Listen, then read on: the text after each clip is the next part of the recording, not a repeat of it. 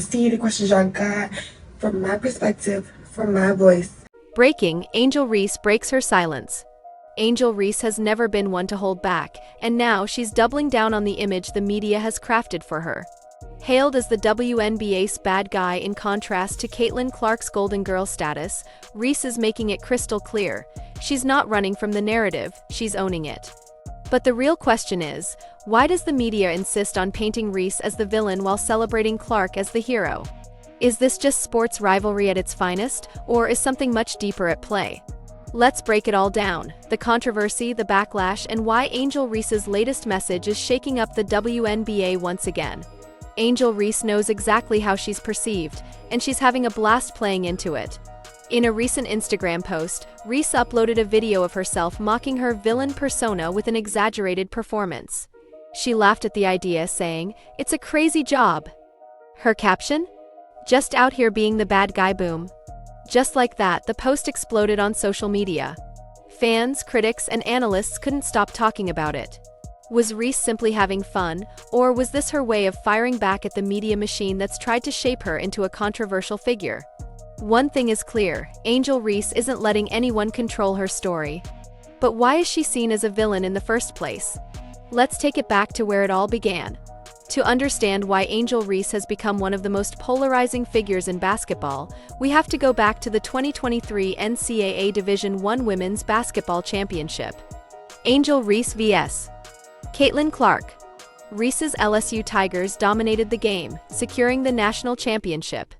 But what stole the headlines wasn't just the win, it was the moment that came in the final minutes. Reese turned to Clark and hit her with the "you can't see me" gesture, a move Clark had previously done during the tournament. Then she pointed to her ring finger, signaling that LSU was about to win it all. And that's when the internet exploded. While Clark had made similar gestures earlier, Reese was the one who got dragged through the mud. The backlash was immediate and brutal. The double standard was impossible to ignore. Clark's trash talk? Competitive. Reese's trash talk? Classless.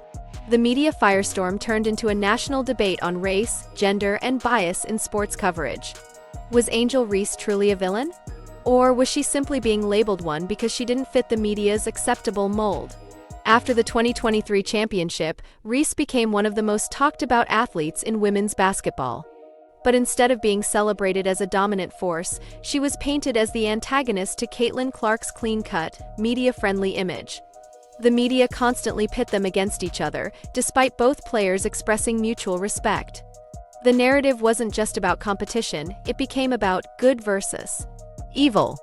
Even when Clark herself defended Reese, saying she shouldn't be criticized.